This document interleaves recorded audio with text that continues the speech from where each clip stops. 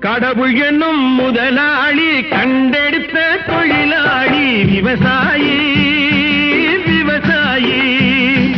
கடவுள் என்னும் முதலாளி கண்டெடுத்த தொழிலாளி விவசாயி விவசாயி.